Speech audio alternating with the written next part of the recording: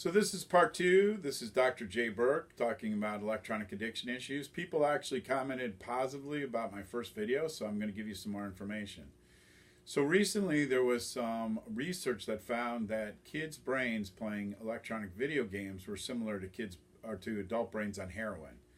Pretty scary thing to think about, isn't it? Games are set up to be addictive, and that's part of the problem that we're facing nowadays. Parents need to learn how to set limits, and that's why in our treatment here at the office we do a family component of treatment, because parents didn't have those issues with video games when they were kids, or didn't have the same addictive nature of the video games that were there. Some other things that are very serious to think about: who is your child or adolescent speaking to? We don't even know. Now, maybe when we were kids there was one phone in the house. Now your child or adolescent can be on the computer or on Xbox Live connecting with anybody, and you don't know who they're connecting with. This leads to people saying stuff they normally wouldn't say, possibility of hooking up with people. I've had individuals that have been involved in sex trafficking now because of this type of thing. I've had children and adolescents who are hearing things that they're not used to hearing. They're exposed to information earlier that they're not really ready for, and the parents aren't aware of this. And so it's an epidemic out there. In addition, there are certain categories of individuals who are more susceptible. One, those with social anxiety. Okay, so at our office we do have social skills groups to treat the social anxiety because that's a big part of it.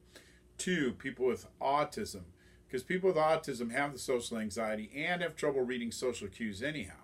And so reading the social cues, they get into a comfort zone, they find their high interest area on the internet, and that's where they stay. And people who are depressed, especially adolescents who I have who are cutters, who have suicidal ideation, tend to find other individuals who are similar on the net, and that can be very problematic because they're not hooking up with other healthy individuals who are giving them good information.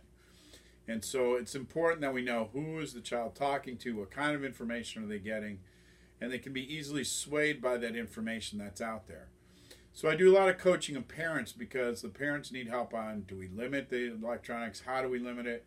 And one of my taglines that I'd like to share with you is that the kids today know more than their parents do about the electronics. So no matter what you figured out to monitor your child, as they get older, they've probably figured out a way around it. Now, some of you may not believe that, but that's actually the way it is. The earlier you get intervention for your child or adolescent, the better it's going to be. The longer you wait, the harder it is. So if somebody comes in with an 11-year-old who has a problem, it's easier to treat than a 17-year-old. And if they're an adult, they can still get treatment because they start having trouble at work and places like that. So check us out if you're interested in electronic addiction treatment, jberkphd.com, or electronic and video game addiction.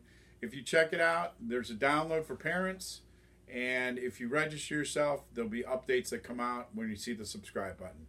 Thanks for listening.